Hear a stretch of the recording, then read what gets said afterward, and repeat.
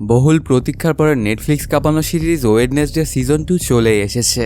তো আমিও চলে আসলাম এটার এক্সপ্লেইন নিয়ে। ভার্সিটির ভর্তি সংক্রান্ত ব্যাপার স্যাপার নিয়ে গত 2 দিন আমি একটুও সময় পাইনি। এই সিরিজটির স্ক্রিপ্টটি লিখেছে আমারই এক ফ্রেন্ড। আমি ওর চ্যানেল লিঙ্কটা আমার ডিসক্রিপশনে দিয়ে দিব, তোমরা চাইলে ওর চ্যানেলটাও ঘুরে আসতে পারো। কোনো স্পয়লার না দিয়ে একটা লাইক দিয়ে চলো তাহলে গল্পের গভীরে ঢুকে পড়া যাক। প্রথম সিজনে আমরা দেখেছিলাম ওয়েডনেসডের নেভারমোর একাডেমিতে ভর্তি থেকে শুরু করে আরও বিভিন্ন ঘটনাবলী। তোমরা যদি চাও তাহলে আমি সিজন 1টাও নিয়ে আসতে পারি। সিজন 2 এর শুরুতেই দেখা যায় ওয়েডনেসডে অ্যাডামসকে একটা চেয়ারের সঙ্গে দড়ি দিয়ে আঁটোসাঁটো করে বেঁধে রাখা হয়েছে, আর ওর মুখও একটা সাদা কাপড় দিয়ে জড়ানো। চেয়ারটি একটা ডাইনিং টেবিলের পাশে বসানো। টেবিলের দুই পাশে চায়ের কাপ নিয়ে একদল পুতুল বসে আছে। টেবিলে সবার জন্য কেক পরিবেশন করা, আর পিছে দেওয়ালের র্যাকে আরও অসংখ্য পুতুল সাজানো, অর্থাৎ পুরাই একটা ভৌতিক পরিবেশ। আসলে এখানে ওয়েডনেসডেকে একজন সিরিয়াল খুনি আটকে রেখেছিল। এটা হলো তারই বেসমেন্ট। সেই খুনিটার নেক্সট ভিকটিম হতে চলেছে ওয়েডনেসডে। ওয়েডনেসডে এখানে কিভাবে এলো সেটা জানতে আমাদের একটু পিছনে যেতে হবে। যারা ওয়েডনেসডে দেখেছো তারা তো সবাই জানো যে ওয়েডনেসডের একটা আধ্যাত্মিক ক্ষমতা আছে, মানে বলতে পারো সাইকিক পাওয়ার। সে যদি কাউকে স্পর্শ করে তার অতীত ভবিষ্যৎ এগুলো সবকিছু সে দেখতে পায়। আর তার এই ক্ষমতাটা আরও শক্তিশালী করার জন্য গুডিস বুক নামে একটা বইয়ের চর্চা করছে। আর ওয়েডনেসডের হবি হচ্ছে বই লেখা।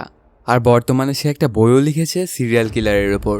আর তার বইয়ের তথ্যর জন্য সেই সিরিয়াল কিলারকে সে প্রত্যক্ষ দেখতে চায়। আর ঠিক এই কারণেই ওয়েডনেসডে এবং থিং নামক তার হাতটি চলে যায় ক্যানসাস নামক সিটিতে একটা সিরিয়াল কিলারকে খোঁজার উদ্দেশ্যে। সেখানে গিয়েই তাকে দেখতে পায়। ওর সাথে কথা বলতে যাবে, ঠিক তখনই ওয়েডনেসডেকে অজ্ঞান করে দেয় সে। আর তারপর পরে ওকে ধরে এনে বেসমেন্টে বন্দি করে রেখেছে। তবে ওয়েডনেসডের যে ক্ষমতা আছে এখানে বলাই যায় যে ওয়েডনেসডে আসলে ভিকটিম না, আসল ভিকটিম হতে চলেছে তো ওই কিলারটাই। চোখের পলকে সে এবং থিং মিলে সিরিয়াল কিলারটাকে সাহায্য করে তারপর বাড়ি ফিরে আসে এবং থিংকে সতর্ক করে সে যেন ওই ব্যাপারটা কাউকেই না জানায়। আসলে থিংকে নিয়োগ দেওয়া হয়েছিল ওয়েডনেসডের উপর নজর রাখার জন্য, কিন্তু উল্টা সেই এখন ওয়েডনেসডের ক্রাইম পার্টনার হয়ে গেছে। আসলে এতদিন ওয়েডনেসডে সামার ভ্যাকেশনে ছিল। দেখতে দেখতেই ওর সামার ভ্যাকেশনটা শেষ হয়ে যায়। এই জন্য ওকে আবারও ফিরে যেতে হচ্ছে স্কুলে। এবার তার ছোট ভাই পাকসলিও নেভারমোর একাডেমিতে ভর্তি হচ্ছে। সে নতুন একটা সুপার পাওয়ার পেয়েছে। আঙ্গুল দিয়ে বিদ্যুৎ নিক্ষেপ করে যাত্রাপথে সে একটা প্রদর্শনী দেখাতে থাকে। তার এই কাজটা করার রাস্তায় বড় রকমের একটা দুর্ঘটনাও ঘটে যায়, কিন্তু ওরা কিছুই কেয়ার করে না। অন্যদিকে দেখা যায় একজন প্রাইভেট ডিটেকটিভকে। সে একটা কাপলের ছবি তুলছিল লুকিয়ে লুকিয়ে একটা জঙ্গলের মধ্যে থেকে। ঠিক তখনই সেখানে উপস্থিত হয় একচোখা একটা কাক। ওর অন্য চোখটা একটু কেমন জেনেছিল। তারপরে ওই প্রাইভেট ডিটেকটিভটা ওদিকে নজর না দিয়ে তার কাজেই মনোযোগ দেয়। কিছুক্ষণের মধ্যেই দেখতে দেখতে সেখানে অনেকগুলো কাক চলে আসে। আর কয়েক মিনিটের মধ্যে এই একচোখা কাকের দল পুরো এলাকায় ভরে যায় এবং সেই প্রাইভেট ডিটেকটিভটাকে তাড়া করতে শুরু করে। সে তো অনেক ভয় পেয়ে দৌড়ে গিয়ে গাড়িতে প্রবেশ করে, কিন্তু আজ তার আর শেষ রক্ষা হবে না, কারণ গাড়ির মধ্যেও দেখতে পায় অনেকগুলো কাক। সেগুলো সাথে সাথেই সেই প্রাইভেট ডিটেকটিভকে অ্যাটাক করে, মুহূর্তের মধ্যেই তাকে ছিন্ন ভিন্ন করে ফেলে। তবে সেই ডিটেকটিভটা মারা যাওয়ার আগে সে কাউকে একটা কল দিয়ে বলে তারা যে কেসটা নিয়ে কাজ করছিল সেটার এভিডেন্স একটা জায়গায় রাখা আছে, সেখান থেকে যেন সে নিয়ে নেয়। এদিকে দেখা যায় অ্যাডামস ফ্যামিলি নেভারমোর একাডেমিতে এসে পৌঁছে। সেখানে তারা কিছু বিষয়ে আলোচনা করে। ওয়েডনেসডের মা তাকে তার ছোট ভাইকে দেখে শুনে রাখার কথা বলে। তখন ওয়েডনেসডেও বলে আচ্ছা ঠিক আছে, কোনো সমস্যা নেই, ওকে তো ছোটবেলা থেকে আমি খুব সুন্দরভাবে দেখে শুনে বড় করেছি, তাই না? তখন একটা ফ্ল্যাশব্যাকের কাহিনী দেখানো হয়। একদিন ওয়েডনেসডের ছোট ভাই কান্না করছিল। তখন সে তাকে একটা কফিনের মধ্যে ভরে সেটা সিল করে দেয়। আসলে ওয়েডনেসডে ছোটবেলা থেকে একটু উইয়ার্ড টাইপেরই ছিল। তখন ওয়েডনেসডে তার ভাইকে কিছু নিয়মকানুন শিখিয়ে দেয়। তারপর পরে ওরা স্কুলের মধ্যে প্রবেশ করে। স্কুলের মধ্যে ঢুকতে পুরো স্কুল মিলে যেন ওয়েডনেসডেকে শুভেচ্ছা জানাচ্ছিল। ওকে দেখেই মনে হচ্ছিল সে যেন বড় রকমের একটা সেলিব্রিটি নেভারমোরের। আর আসলে ওয়েডনেসডেকে যে ওরা এমন করছে তার পিছনে তো একটা কাহিনী আছে। সিজন 1-এ দেখানো হয়েছিল কিভাবে ওয়েডনেসডে তার স্কুলকে ধ্বংসের হাত থেকে রক্ষা করেছিল। ওর সাথে তো জনে জনে সে ছবিও তুলছিল এবং কেউ কেউ তো অটোগ্রাফও যাচ্ছিল। তবে এই ব্যাপারগুলো একদমই ভালো লাগছিল না ওয়েডনেসডের। আর সে মনে মনে ভাবতে থাকে আমার আগের দিনগুলোই ভালো ছিল, যখন আমাকে সবাই হেট করতো এবং আমার থেকে দূরে থাকতো। ওই যে আগেই বলেছিলাম ওয়েডনেসডে ছোটবেলা থেকে একটু উইয়ার্ড টাইপের। আসলে সে মানুষজনের ইন্টারাকশন খুব একটা পছন্দ করে না। তার পরপরই সেখানে চলে আসে ওয়েডনেসডের একজন ক্লাসমেট, ওর নাম বিয়াঙ্কা। আসলে সে ছিল একজন সাইরেন। আর সাইরেন হলো এক বিশেষ ক্ষমতাসম্পন্ন ব্যক্তি যারা তাদের কথা দিয়ে অপরকে বশীভূত করতে পারে। সে এসে ওয়েডনেসডেকে সেই ভিড় থেকে উদ্ধার করে। তার পরপরই ওয়েডনেসডে সেখান থেকে তার রুমের দিকে অগ্রসর হয়। সে তার রুমের দিকে যেতে থাকলেই তাদের নতুন নিয়োগপ্রাপ্ত প্রিন্সিপালটা চলে আসে ওখানে।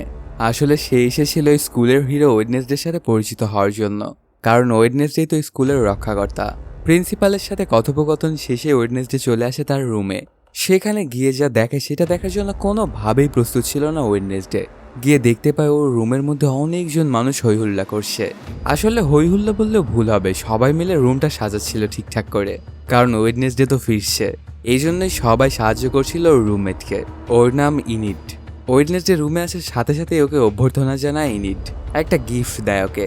তখন ওয়েডনেসডে বলেছে আমিও তোমার জন্য একটা গিফট এনেছি। এটা বলে ওর হাতে একটা উইয়ার দেখতে পুতুল ধরিয়ে দেয়। এরপর ওরা দুজনে মিলে ওয়েডনেসডের নেক্সট নভেলটা নিয়েও কথা বলে। আসলে অনেক দিন পরে দুজনের আবার দেখা। দুজনেই সামার ভ্যাকেশনে গিয়েছিল। ইনিট তো অনেক এক্সাইটেড যে সে সামার ভ্যাকেশনে কী করেছে এগুলো সব কিছু ওয়েডনেসডেকে সে জানাবে। ওরা কথাবার্তা বলতে বলতে ওয়েডনেসডেকে জানালাটা খুলতে যায়। ঠিক তখনই একটা ছবি তীরবিদ্ধ হয়ে রুমে চলে আসে। সেখানে তার ছবিতে লেখা সে নাকি ওয়েডনেসডেকে নজরে রাখছে। অর্থাৎ স্কুলে ব্যাক করার প্রথম দিন থেকে ওয়েডনেসডেকে নতুন রহস্য তাড়া করতে শুরু করলো। তখন এই ছবিটা ধরে এর অতীত জানার চেষ্টা করে ওয়েডনেসডে, কিন্তু এই ছবিটা যে কে উঠিয়েছিল এইটা সে দেখতে পায় না। এতে অবাক হয়ে যায় সে, কারণ তার পাওয়ার অনুযায়ী তো ওর এটা দেখার কথা। আর এই কাজটা করতে গিয়ে ওর চোখ দিয়ে কালো রঙের রক্ত বের হয়। আসলে ওর চোখ দিয়ে এমন কালো রক্ত কেন বের হচ্ছে? আপাত দৃষ্টিতে বোঝা যাচ্ছে যে ওয়েডনেসডে যখন তার পাওয়ার ইউজ করে এক্সট্রিম লেভেলের, তখন এই রক্তটা বেরিয়ে আসে ওর চোখ দিয়ে। কিন্তু এটার আসল তথ্য একটু সামনের দিকে গিয়ে জানতে পারা যাবে। এদিকে ওয়েডনেসডের ছোট ভাই পাকসলিকে একটা রুমে এনে দেওয়া হয়। আসলে এই রুমটা ছিল ওর বাবারও সাবেক রুম। নেভারমোরের সময়গুলো তিনি এই রুমে থেকেই কাটিয়েছিলেন। দেখা যায় পাকসলির একজন রুমমেটও আছে, ওর নাম ইউজিন। ইউজিনেরও একটা পাওয়ার আছে, সে বিভিন্ন পোকামাকড় নিয়ন্ত্রণ করতে পারে। আর সেও ওয়েডনেসডের সাথে স্কুল রক্ষায় অংশ নিয়েছিল, যেটা আমরা প্রথম সিজনেই দেখেছিলাম। প্রথম থেকে পাকসলি ওর সাথে ফ্রেন্ডলি হওয়ার ট্রাই করে, কিন্তু একদমই যেন পাকসলিকে পাত্তা দিচ্ছিল না সে। আর বলে তোমার বোন রিকোয়েস্ট করেছে এই জন্য তোমাকে আমি এখানে থাকতে দিচ্ছি, তবে আমরা কিন্তু এখনো ফ্রেন্ড হইনি, তো এর জন্য একটু ওইভাবেই থেকো তুমি। অন্যদিকে দেখা যায় প্রিন্সিপাল ব্যারি ওয়েডনেসডের মা টিনাকে তাদের স্কুল কমিটির প্রধানের পদ গ্রহণ করতে জানায় এবং তাদের থাকার জন্য স্কুল ক্যাম্পাসের কয়েকটা কোয়ার্টারেরও ব্যবস্থা করে। এই ব্যাপারটা নিয়ে ওয়েডনেসডের মা বলে যে আমি চিন্তা ভাবনা করে তারপর আপনাকে জানাবো। তারপর যখনই সে ওয়েডনেসডেকে বলে, এটা একদমই পছন্দ হয় না ওয়েডনেসডের। আর এই ব্যাপারগুলো নিয়ে ওয়েডনেসডে মায়ের সঙ্গে একটু তর্কেও জড়িয়ে পড়ে। তারপর সে এক পর্যায়ে রাগ করে বাহিরের দিকে হাঁটতে হাঁটতে চলে যায়। যেতে যেতে সে একটা জঙ্গলের মধ্যে চলে আসে। আসলে এই জায়গাটায় ওই ডিটেকটিভটাকে কাকগুলো মেরেছিল। সেখানে এসেই দেখতে পায় অনেক মানুষজন এবং অনেক পুলিশও। সেখানে ঘোরাঘুরি করতে থাকলে সন্দেহভাজন একজনকে দেখতে পায়। তখন তাকেই পিছা করতে শুরু করে দেয় ওয়েডনেসডে। কিছুক্ষণের মধ্যেই তাকে ধরেও ফেলে। দেখতে পায় ইনি তো ওয়েডনেসডে পরিচিতই একজন। আসলে ইনি ছিলেন এই শহরের সাবেক শেরিফ। ওনার নাম হলো গ্যালপিন। তখন গ্যালপিন জানায় নিহত ডিটেকটিভ আর সে মিলে একটা কেসে কাজ করছিল। সাথে এটাও জানায় যে এই কেসটি ছিল আউটকাস্টদেরকে নিয়ে। কার কার ওপরে ওর সন্দেহ হয় সেগুলোও জানায় ওয়েডনেসডেকে। এদিকে দেখা যায় ক্যালিভান হলের ক্যাপ্টেন আজ আবার নতুন সদস্যদের স্কালট্রি নামক একটি গল্প শোনাচ্ছে। এটি হচ্ছে ওদের এই ডরমেটরির ঐতিহ্য।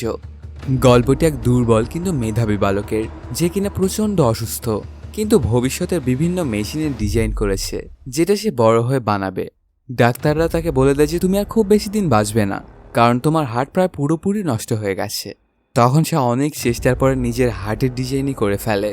তারপর ডাক্তারদেরকে বলায় তার বানানো হার্টটা তার শরীরে প্রতিস্থাপন করে দেয় এবং এটাতে সে বেঁচেও যায়। আর এই ব্যাপারগুলোতে তার পাগলামি আরও বেড়ে যায়। নতুন নতুন মেশিনের ডিজাইন করতে থাকে সে। তবে হঠাৎই একদিন তার এক্সপেরিমেন্টে একটা ধামাকা হয়, আর সেই ধামাকাতেই মারা যায় ওই সায়েন্টিস্ট। আর তাকে নাকি স্কালট্রির নিচেই কবরটা দেওয়া হয়েছিল। প্রচলিত আছে স্কালটির বাম কানে কান দিলে এখনও তার হার্টের টিকটিক আওয়াজ শুনতে পাওয়া যায়। এই গল্পটা বলার পরে অ্যাজাক্স চ্যালেঞ্জ করে শুধুমাত্র যারা সাহসী তারাই এই শব্দটা শুনতে পায় এবং ওখানে যাওয়ার সাহস করতে পারে। তোমাদের মধ্যে কেউ কি আসেও তেমন সাহসী? এদিকে প্রিন্সিপাল বিয়াঙ্কাকে নিয়োগ দেয় যেন সে তার সাইরেন ক্ষমতা ব্যবহার করে টিনাকে দিয়ে তার মায়ের কাছ থেকে স্কুলের জন্য ফান্ড কালেকশন করে। প্রথমে তো এই কাজটা কোনোভাবেই করতে চায় না বিয়াঙ্কা, কিন্তু ওকে হুমকি দেয় প্রিন্সিপাল যে সে যে সাইরেন এটা সে সবাইকে জানিয়ে দেবে। আসলে কোনো একটা অজানা কারণে নেভারমোর সাইরেনদেরকে ব্যান করা হয়েছিল, আর বিয়াঙ্কা এখানে তার শক্তিকে লুকিয়ে এসেছিল। এই জন্য বিয়াঙ্কাকে রাজি হতেই হয় ওর প্রস্তাবে। অন্যদিকে দেখা যায় ওয়েডনেসডের কাছে জ্যাভিয়ার নামক তাদের সাবেক এক ক্লাসমেটের একটা চিঠি আসে। আসলে এটার মধ্যে ছিল একটা পেইন্টিং। এই পেইন্টিংটা ছিল ওই একচোখা কাক, যারা সবাই মিলে ডিটেকটিভকে হত্যা করেছিল। এই ছবিটা দেখে প্রথমে তো কিছুই বুঝতে পারে না ওয়েডনেসডে। তারপর ওয়েডনেসডে খেয়াল করে দেখে তার চলমান নোবেলটি গায়েব হয়ে গিয়েছে এবং আরও একটা নোটে দেখতে পায় সেখানে লেখা ছিল ওর ওই নোভেলটা আজকে পোড়ানো হবে। আজকে আসলে স্কুলে বড় রকমের একটা ফায়ার প্রোগ্রাম আছে, সেটাতেই ওয়েডনেসডের নোভেলটা পোড়াবে। ওয়েডনেসডের নোভেলের ওর কাছে একটা কপি ছিল, সে এক্সট্রা কোনো কপি করে রাখেনি। এটাতে ওকে তো অনেক করে কথা শোনায় ওর রুমমেট। এখনও তুমি দেখছি আগের যুগের মানুষদের মতোই করছো। তুমি এত কষ্ট করে এতদিন ইনভেস্ট করে এই নোভেলটা লিখেছো, তাহলে সেটা তুমি একটা দুইটা কপি করে রাখবে না? এটা কিছু হলো বলো? তারপরই ওরা দুজনে মিলে বেরিয়ে পড়ে সেই নোভেলটাকে রিট্রিট করার জন্য। কিছুক্ষণের মধ্যেই চলে আসে সেই প্রোগ্রামের জায়গায়। এই প্রোগ্রামটায় অনেকগুলো কাঠের টুকরো দিয়ে একটা পাখির মতো শেপ বানানো হয়েছিল। আসলে এইটিকেই পুরানো হবে এই অনুষ্ঠানটিতে। সেখানে খোঁজাখুঁজি করতে থাকলে হঠাৎ করে ওয়েডনেসডের পকেটে কেউ একটা কাগজ দিয়ে চলে যায়, যেটার মধ্যে লেখা ছিল তার বইটি ওই পাখির ভেতরে লুকানো আছে, সে যেন সেটাকে উদ্ধার করে নেয়। তারপরই ওয়েডনেসডে সেই পাখিটার ভেতরে প্রবেশ করে। কিছুক্ষণের মধ্যেই স্কুলের থিম সং দিয়ে প্রোগ্রামটা শুরু হয়ে যায়। সেই পাখিটার মধ্যে ঘুরতে ঘুরতে ওয়েডনেসডে তার বইটিকে দেখতে পায়। ঠিক তখনই প্রিন্সিপাল তার আঙুল দ্বারা আগুন নিক্ষেপ করে ওই পাখিটার দিকে। গোটা পাখি আগুনে ছেয়ে যায়, আর আরেক দল ম্যাজিশিয়ান সেই পাখিটাকে তো সত্যিকারের পাখির মতোই উড়িয়ে দেয়। ওয়েডনেসডে অনেক কষ্টে সেই আগুন থেকে নিজেকে রক্ষা করে বেরিয়ে আসে। তারপরই দেখা যায় মঞ্চে প্রিন্সিপাল স্কুল রক্ষার জন্য ওয়েডনেসডে এবং তার বন্ধুদেরকে সম্মাননা জানাবে। ওদের সম্মাননা জানানোর জন্য একটা চিত্রকর্ম প্রদর্শন করা হয়। তারপরই মঞ্চে ডাকা হয় ওয়েডনেসডেকে কিছু বলার জন্য। কিন্তু ওয়েডনেসডে ধন্যবাদ জানানো বা সুন্দর কোনো বক্তব্য দেওয়া তো দূরের কথা, সে অসন্তুষ্টি প্রকাশ করে এবং এই চিত্রকর্মটি আগুন দিয়ে পুড়িয়ে দেয়। সেই অনুষ্ঠানে থাকা সবাই তো হতবাক হয়ে যায়, সে এমন কাজটা কেন করলো, কেউ কিছুই বুঝে উঠতে পারছিল না। এদিকে পাকসলি স্কালটির গল্পটা শুনে অনুপ্রাণিত হয় এবং সেই বালকটার হার্টের টিকটিক শব্দ শুনতে বেরিয়ে পড়ে। কিছুক্ষণের মধ্যেই সে চলে আসে স্কালটির কাছে। ওই গাছটার বাম চোখে কান পেতে সত্যিই সে শব্দটি শুনতে পায়। এটাতে সে তো অনেক খুশি হয়ে যায়। আর তখনই একটা ঘটনা ঘটে যায়। দুর্ঘটনাবশত পাকসলি এই বালকের কবরের উপরে দাঁড়িয়েছিল। হঠাৎ করেই সে সেখানে পড়ে যায় এবং আচমকাই এই কাজটা হয়ে যাওয়ার হাত থেকে বিদ্যুৎ বেরিয়ে যায়। আর ঠিক তখন একটা জম্বি বের হয়ে আসে, যাকে দেখে তো যে কোনো মানুষই ভয় পেয়ে যাবে, কিন্তু পাকসলি একদমই ভয় পায় না, আরও খুশি হয়ে যায়। অন্যদিকে দেখা যায় ওয়েডনেসডের মঞ্চে করা আচরণের জন্য তার রুমমেট ইডিন প্রচণ্ড মনক্ষুণ্ণ হয় এবং এই ব্যাপারটা নিয়ে ওরা দুজনে তর্ক বিতর্ক করতে থাকে। ওরা তর্ক বিতর্ক করতে করতে এক পর্যায়ে ইডিনের হাতটা গিয়ে স্পর্শ করে ওয়েডনেসডেকে। সাথে সাথে ওয়েডনেসডের সামনে একটা ভীষণ চলে আসে। সেখানে সে দেখতে পায় একটা কবরস্থান, আর তার চতুর্দিকে ঘোরাঘুরি করছে এক চোখওয়ালা কাক।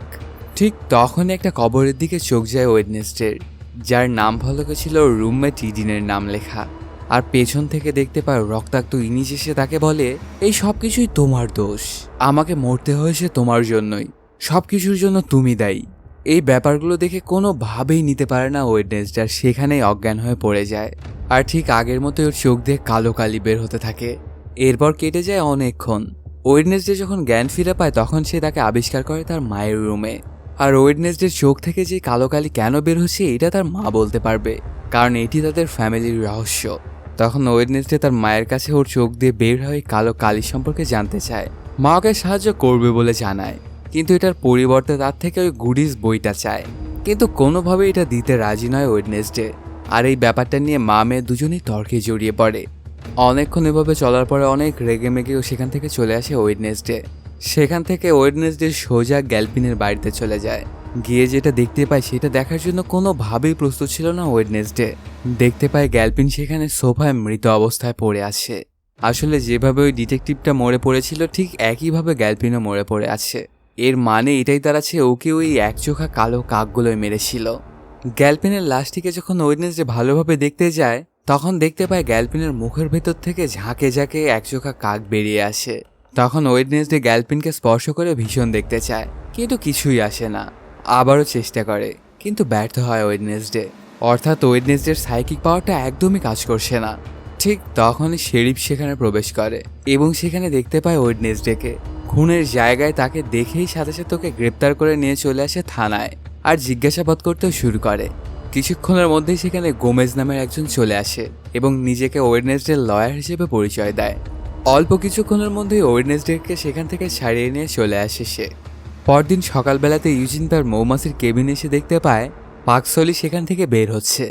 আসলে পাকসলি ইউজিনের কেবিনের মধ্যে রাতে পাওয়া জম্বিটাকে এনে বেঁধে রেখেছে। পাকসলি ইউজিনকে সেই জম্বিটাকে দেখায় এবং বলে যে ওদের শোনা ওই গল্পটার মতো জম্বিটার হার্টও মেশিনের তৈরি, অর্থাৎ স্কালটির গল্পটি সত্যই।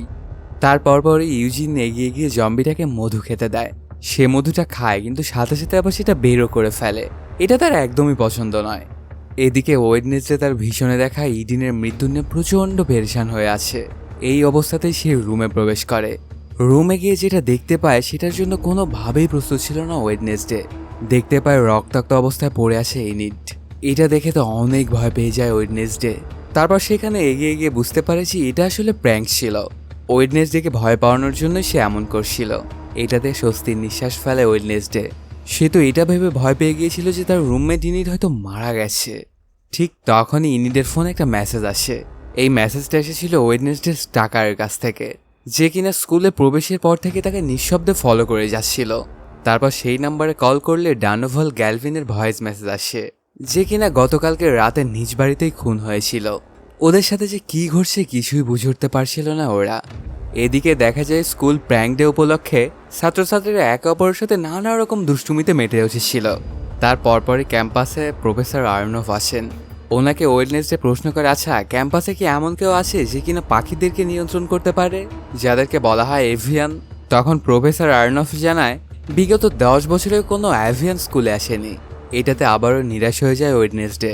সে কোথা থেকে যে শুরু করবে সে কিছুই বুঝতে পারছিল না। ইউজিন আর পাকসলি মিলে সেই জম্বিটার জন্য বিশেষ ধরনের এক প্রকার স্যান্ডউইচ নিয়ে আসে। আসলে এটা ছিল এক প্রকার ব্রেন দিয়ে বানানো। সেটা ওই জম্বিটাকে দেওয়ার পরে সে অত্যন্ত তৃপ্তি সহকারে এটা খায়।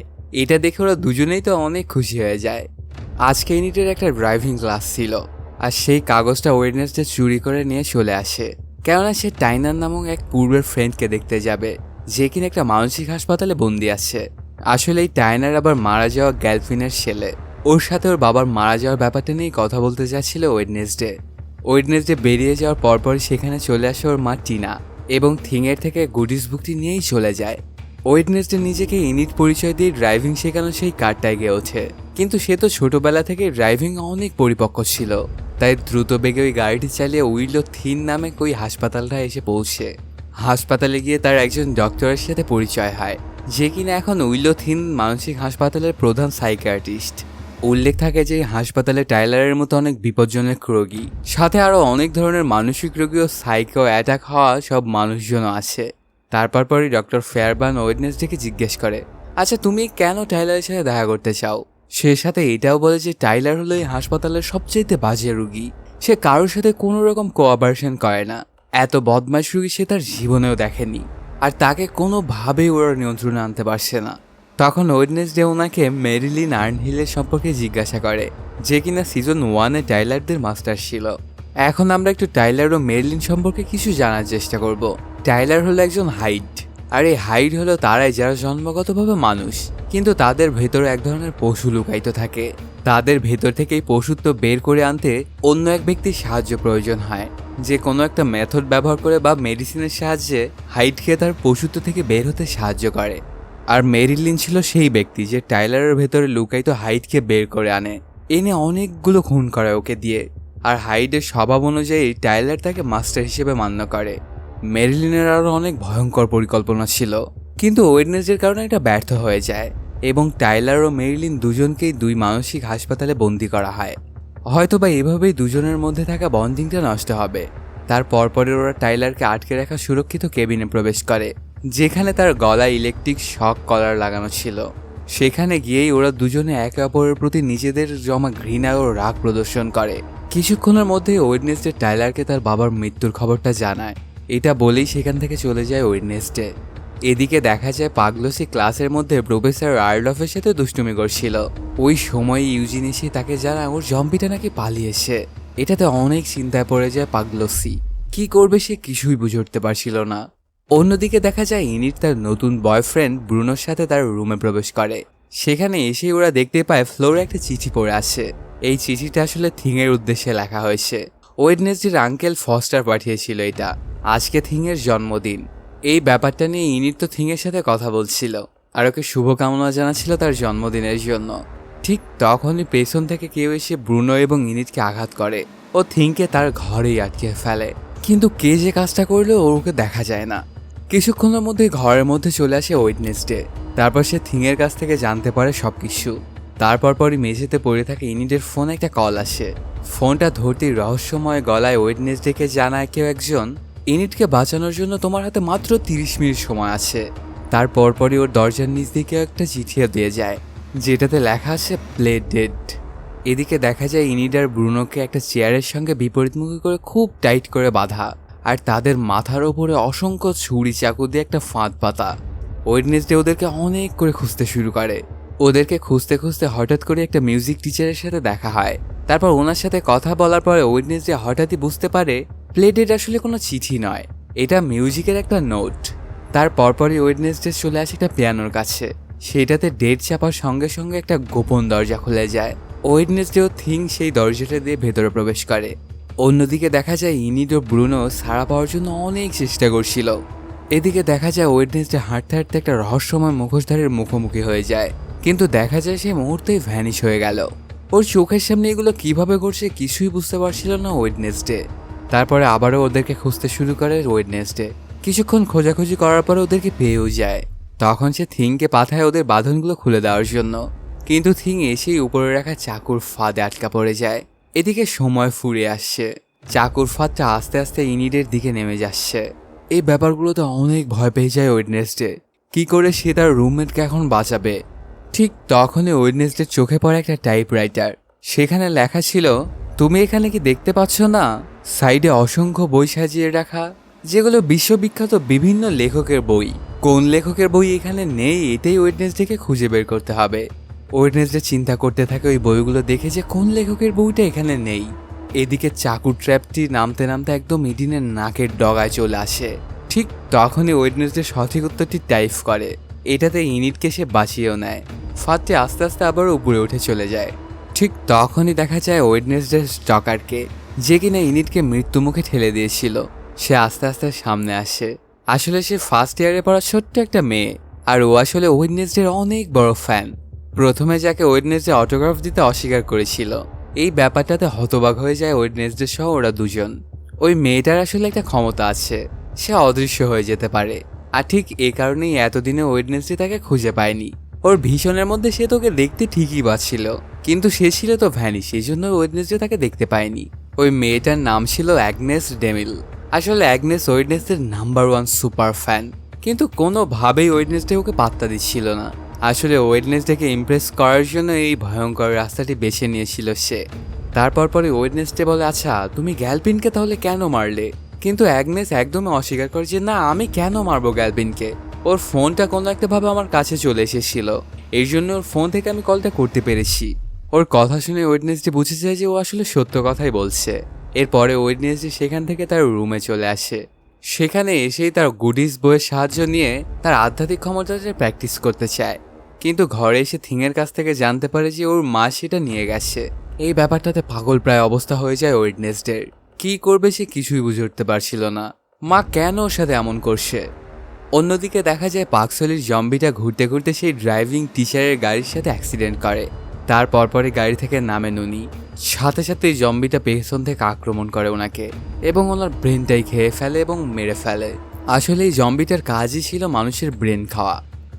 এদিকে দেখা যায় থিংয়ের জন্মদিন উপলক্ষে গোমেজ স্পেশাল একটা বডি কেয়ার স্পেশালিস্ট নিয়ে আসে। সে থিংয়ের স্পা এবং নেইল পলিশিংটা করে দেয়। থিংকে দেখে একদম নতুন মনে হচ্ছিল। তার পরপরই গোমেজ ও টিনা মিউজিকের তালে তালে নাচতে থাকে। ঠিক ওই সময় চুপিসারে ওয়েডনেসডে চলে আসে ঘরের মধ্যে এবং গুডিস বুকটা খুঁজতে থাকে, কিন্তু তার স্পেশাল অ্যাবিলিটিটা ব্যবহার করে টিস তাকে ধরে ফেলে। তার পরপরই মা মেয়ে প্রচণ্ড আর্গুমেন্টে জড়িয়ে যায়। তার পরপরই ওয়েডনেসডে তার মাকে তার ভিশনের সম্পর্কে বলে। ইরিনকে যদি সে বাঁচাতে চায় তাহলে তার গুডিস বুকটা অবশ্যই প্রয়োজন, কিন্তু টিস কোনোভাবেই সেটা ওকে দিবে না বলে জানিয়ে দেয়। এটা তোমার জন্য অনেক বিপজ্জনক, আমাদের পরিবারের আগেও এমনটা হয়েছে। চোখ দিয়ে কালো রক্ত বের হতে হতে একদিন তোমারই অনেক বড় রকমের কোনো সমস্যা হয়ে যাবে। এই জন্য তুমি যত রিকোয়েস্টই করো না কেন, এই বইটা তোমাকে আমি কোনোভাবেই দিতে পারবো না। এই বইটা তোমাকে কোনো সাহায্যই করবে না, আর এটা তোমাকে গভীর বিপদের মধ্যে ফেলে দেবে। তো তোমার জন্য এটাই ভালো হবে যে তুমি এই বইটা থেকে দূরে থাকো। ওয়েডনেসডে তো মায়ের সাথে অনেক রাগারাগি করে সেখান থেকে চলে যায়। এদিকে দেখা যায় পাকসলি জম্বিটাকে খুঁজে পেয়েছে। তারপর ইউজিনের কেবিনে নিয়ে এসে সেই জম্বিটাকে স্পেশাল স্যান্ডউইচ খাওয়ায়। কিন্তু এই স্যান্ডউইচ আর মজা পাচ্ছে না জম্বিটা। সে এখন জীবন্ত মানুষের ব্রেন চায়। জীবন্ত মানুষের ব্রেনই এখন তার প্রিয় খাবার। আর এই জন্যই সেখানে থাকা ইউজিনকে অ্যাটাক করে বসে ওই জম্বিটা, কিন্তু ওকে বাঁচিয়ে যায় পাকসলি।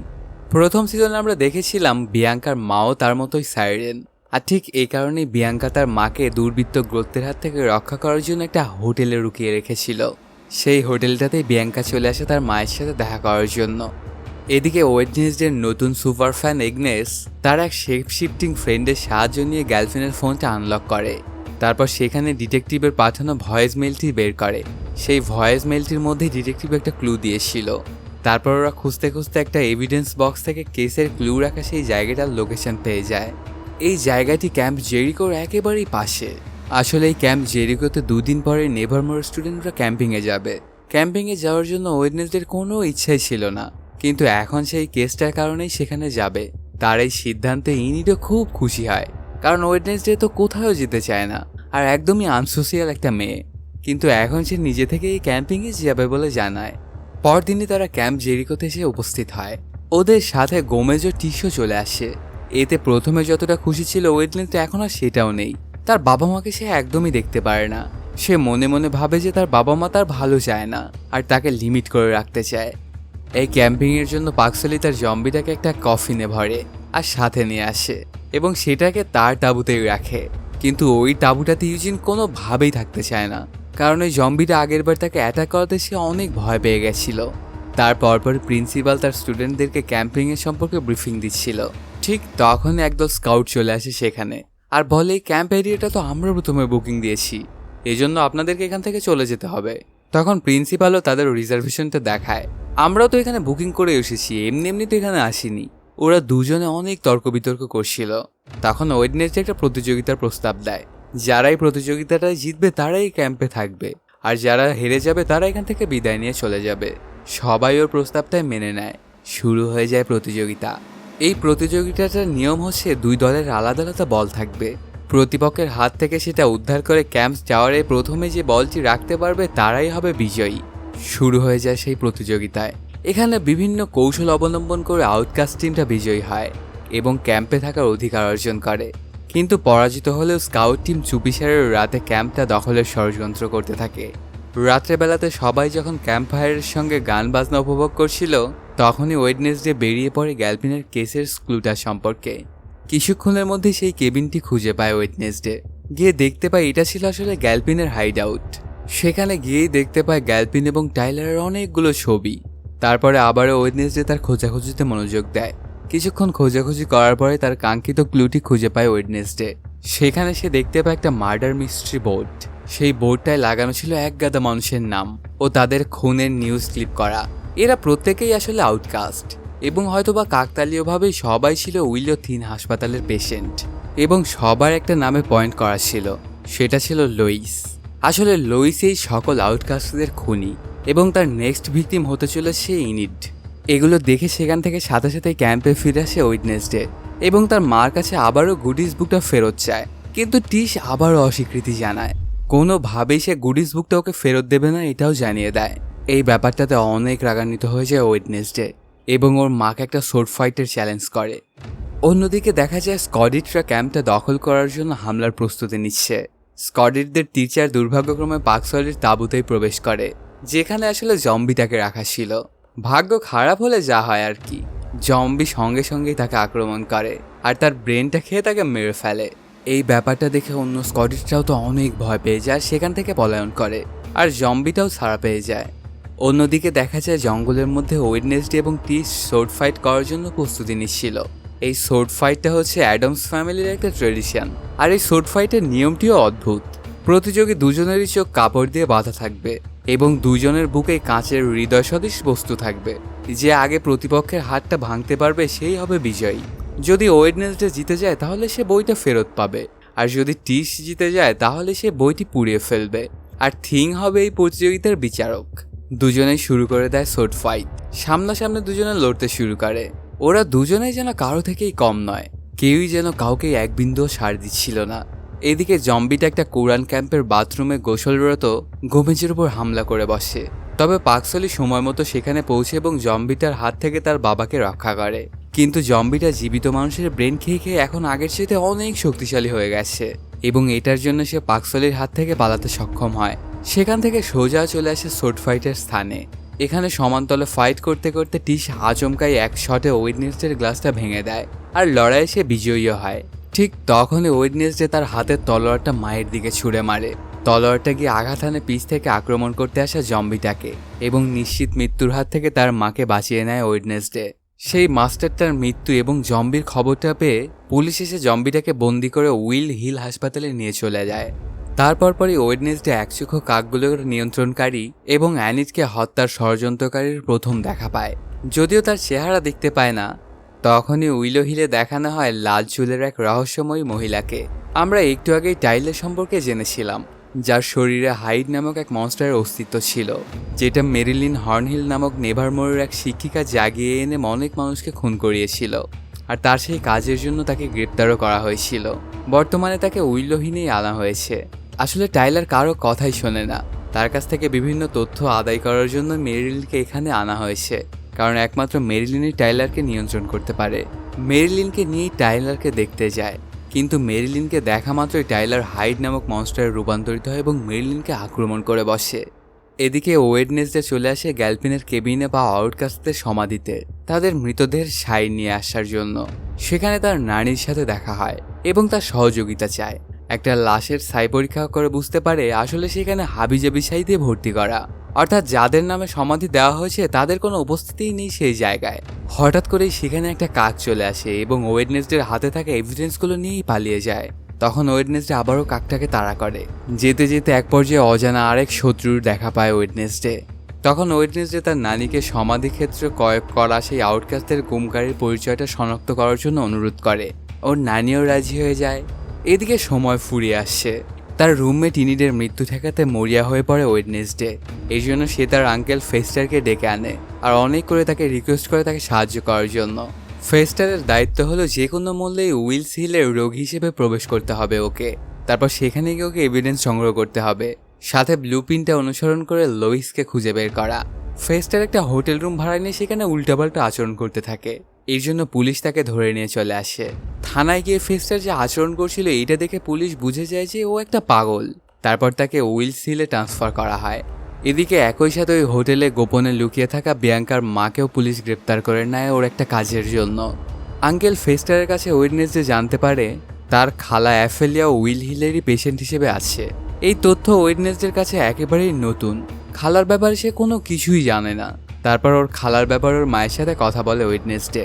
তখন টিশ জানে এটা সম্পূর্ণই ওর নানির দোষ এবং টিশের একটাই ভয় যে ওয়েডনেসডে হয়তো বা পরিণত হবে ওর মতোই। এই কারণেই সে চিন্তিত থাকে সব সময়। তারপর সেখানে চলে আসে ওয়েডনেসডের রানী। তার চাহিদা মতো এক তথ্য সংগ্রহ করে এনেছে সে এবং জানায় আগস্ট স্টোনহাট নামক এক ব্যক্তি আউটকাস্টদের ফেইড ডেথ সার্টিফিকেটগুলো বানিয়েছে।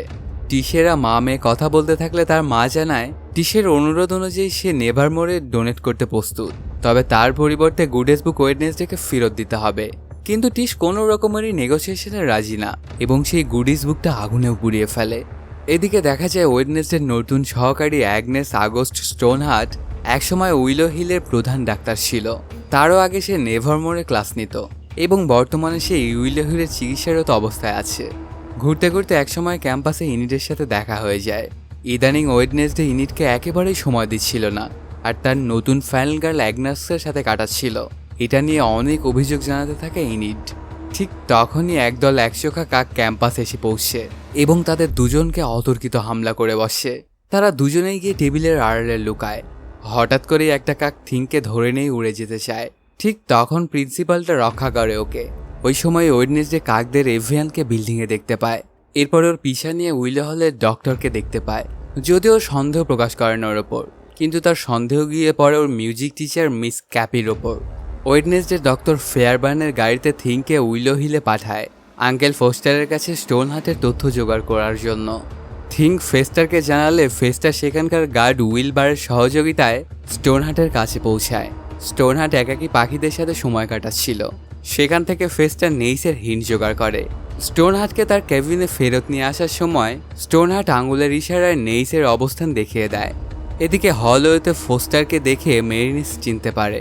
তখন সে ফেস্টারকে গ্রেপ্তার করে জম্বিটার সাথে সেই সেলটায় থাকতে দেয়। আর এই তথ্যটা থিং এসে ওয়েডনেসডেকে বলে দেয়। ওয়েডনেসডের প্ল্যানও ফেল করে। নেইস রহস্য উদ্ঘাটনের জন্য এখন একটা উপায়ই বাকি, তাকে সশরীর অভিযানে নামতে হবে। তখন সে অ্যাগনেস ও ইনিটকে নিয়ে একটা প্ল্যান বানায়। মিউজিক টিচার ক্যাপ্রি উইলো হিলে থেরাপি দিতে যায়। এই সুযোগেই ওয়েডনেসডেও হাসপাতালে প্রবেশ করে। এখন সে আঙ্কেল ফেস্টারকে মুক্ত করবে আর লেইস রহস্যেরও সমাধান করবে। অ্যাগনেস ও ইনিট থাকবে পাহারায়। ওয়েডনেসডে কৌশলে হাসপাতালে ঢুকে পড়ে। ফেস্টারকে মুক্ত করেই চলে যায় নেইসের খোঁজে, কিন্তু ওদের অসতর্কতায় জম্বিটাও ছাড়া পেয়ে যায়। জম্বিটা বের হয়ে গার্ডদের ওপর হামলা করে। হাসপাতালে ইমার্জেন্সি অ্যালার্মও চালু করে দেওয়া হয়। হাসপাতালের সকল গার্ড মিলে জম্বি নিধনে বেরিয়ে পড়ে। ফেস্টার তার সংগ্রহিত তথ্য ব্যবহার করে লেইস পর্যন্ত পৌঁছে যায় এবং বুঝতে পারে লেইস কোনো ব্যক্তি নয়, এটি একটা গবেষণাগার। উইলো হিল হাসপাতালের বিরুদ্ধে একটা অভিযোগ রয়েছে। তারা নাকি আউটকাস্টদেরকে গিনিপিগ বানিয়ে তাদের ওপরে বিভিন্ন পরীক্ষা নিরীক্ষা চালায়। লেইস হচ্ছে সেই গোপন পরীক্ষা কেন্দ্র। ওয়েডনেসডে সেখানে থাকা অনেকগুলো সুরক্ষিত গোপন সেল দেখতে পায়। আর সেই সেলে থাকা ব্যক্তিগুলোর মৃত্যু নিয়ে তাদের সাবেক শেরিফ গ্যালপিন একটা কেস তদন্ত করছিল। আসলে এই আউটকাস্টদের কেউই মারা যায়নি। আজ থেকে প্রায় 15-20 বছর পূর্বে এদের ফেক ডেথ সার্টিফিকেটগুলো বানিয়ে ফেলা হয়েছিল। আর তখনই কেউ একজন এদের সবাইকেই লোইস নামক গোপন পরীক্ষাগারে এনে রেখেছিল। তবে ওরা ঘোরাঘুরি করার সময় একটা সেলে শান্তশিষ্ট একটা অজানা রোগীকে দেখতে পায়, যার পরিচয় হয়তো আমরা দ্বিতীয় পার্টে জানতে পারবো। ঠিক তখনই ওদের সামনেই কাকদের নিয়ন্ত্রণকারী আপাতমস্তক ঢাকা অদৃশ্য শত্রুটি এসে উপস্থিত হয় এবং নিজের আত্মপ্রকাশ করে। সে আসলে উইলো হিলেরই আরেক হ্যাবলো গ্যাবলো সেজে থাকা ডক্টর। আর তার পরিচয় হলো সে আগস্ট স্টোনহার্টের কন্যা, আর ওর নাম হলো জুডি। সে তার কর্মকাণ্ডগুলো আস্তে আস্তে প্রকাশ করে, আর সেই হলো এখানকার মূল প্রধান ডাক্তার ফেমারবার্গকে তো শুধু পাবলিক ফিগার হিসেবে রাখা হয়েছে, মূল সবকিছু তো চালায় জুডি। আসলে তার নিজের পরিচয় গোপন রাখার জন্য এই কাজগুলো করেছিল জুডি। অপারেশন লোইস তার বাবারই প্রতিষ্ঠিত গোপন পরীক্ষাগার। নেভারমোরে শিক্ষক থাকাকালীন তিনি আউটকাস্টদের ওপর পরীক্ষা শুরু করেন এবং তখন থেকেই তাদেরকে এখানে বন্দি করে ওদের ওপর পরীক্ষা চালান। তারপর পরই জুডি আরেকটা চাঞ্চল্যকর তথ্য দেয়, সেও ছিল তার বাবারই পরীক্ষার গিনিপিগ। অর্থাৎ জুডি একজন নমি হিসেবেই জন্মগ্রহণ করেছিল, কিন্তু তার বাবার পরীক্ষার দ্বারা সে একজন আউটকাস্টের ক্ষমতা পেয়েছে। অগাস্ট নিজের ওপরও পরীক্ষা চালিয়েছিল, কিন্তু তার দেহ সেই ক্ষমতাটা ধরে রাখতে পারেনি বলেই তার স্মৃতিশক্তিকে হারিয়ে ফেলেছে সে। এসব কিছু শোনার পরে ফেস্টার জুডিকে আক্রমণ করার জন্য তার হাতে বিদ্যুৎ নিয়ে নেয়। তারপর সেটা জুডির দিকে নিক্ষেপ করে, কিন্তু এতে আরও হিতে বিপরীত হয়ে যায়। ফেস্টারের বিদ্যুৎ উইলো হিলের পুরো কন্ট্রোল সিস্টেমটাই আঘাত হানে এবং হাসপাতালের পাওয়ার সাপ্লাইটাই বিকল হয়ে যায়। একে একে সব সেলের দরজাটা অটোমেটিক খুলে যায় এবং বন্দির রোগীগুলিও ছাড়া পেয়ে যায়। সাথে সাথে লোইসের বন্দিরা জুডিকে আক্রমণ করে, তবে জুডি সেখান থেকে পালাতে সক্ষম হয়। এদিকে পুরো হাসপাতাল জুড়ে হুলুস্থুলুস কাণ্ড শুরু হয়ে গিয়েছে। মুক্তি পাওয়া সব পাগল রুগীরা ছুটাছুটি করতে শুরু করে দেয়। এদিকে জম্বিটাও একে একে সকল গার্ডের ব্রেনই খেয়ে ফেলতে শুরু করে। এই সুযোগে মেরিলিন নিজেকে মুক্ত করে টাইলারকে মুক্ত করতে যায়। মেরিলিন টাইলারকে মুক্ত করে এবং বলে সে তার মায়ের মতোই, আর সে হলো টাইলারের মাস্টার। তার মতে হাইড্রা কখনোই তাদের মাস্টারকে হত্যা করে না, কিন্তু টাইলারের এই পরিণতির জন্য একমাত্র দায়ী এই মেরিলিনই। তাই টাইলার তার হাইড রূপ ধারণ করে এবং মেরিলিনকে তাড়া করে এবং হত্যাও করে ফেলে। সাথে সাথে সে ওয়েডনেসডেকে হত্যার উদ্দেশ্যে খুঁজতে শুরু করে দেয়। এদিকে ডক্টর ফেয়ারবার্ন আগস্টকে নিয়ে রুমে ঢুকতে চেষ্টা করে, কিন্তু আগে থেকেই সেখানে অবস্থান নেয় জম্বি। সাথে সাথে ওদের দুজনকে আক্রমণ করে তাদের ব্রেন খেয়ে ফেলে। ওয়েডনেসডে লোইসে পাওয়া অজ্ঞাত শান্তশিষ্ট সেই বন্দিটাকে নিয়ে হাসপাতালটা ত্যাগ করছিল। তখনই হাইড টাইলার তার সামনে এসে উপস্থিত হয় এবং ওয়েডনেসডেকে প্রচণ্ড একটা আঘাত করে। এই ব্যাপারটায় হাসপাতালের 3য় তলা থেকে সিটকে বাহিরে পড়ে যায় ওয়েডনেসডে। টাইলার আবারও হামলার প্রস্তুতি নিচ্ছিল, কিন্তু তখনই ইনিটের কল পেয়ে জেরিকো পুলিশ ফোর্স এসে উপস্থিত হয়। ওদেরকে দেখেই টাইলার দৌড়ে জঙ্গলের মধ্যে পালিয়ে যায়। বেহুশ ও রক্তাক্ত অবস্থায় ওয়েডনেসডে রাস্তায় পড়ে থাকে। থিং এসে ওয়েডনেসডের মাথা নাড়াচাড়া করতে থাকে, আর এর মাধ্যমেই শেষ হয়ে যায় ওয়েডনেসডে সিজন 2 পার্ট 1। অল্প কিছুদিনের মধ্যেই পার্ট 2টাও চলে আসবে। তো বন্ধুরা, কেমন লাগলো তোমাদের আজকের এই এক্সপ্লেইনটি জানাতে কমেন্ট করো। আর যদি এখনও চ্যানেলটি সাবস্ক্রাইব না করে থাকো তাড়াতাড়ি সাবস্ক্রাইব করে নাও। দেখা হচ্ছে নতুন কোনো ভিডিওতে। Till then, সায়োনারা।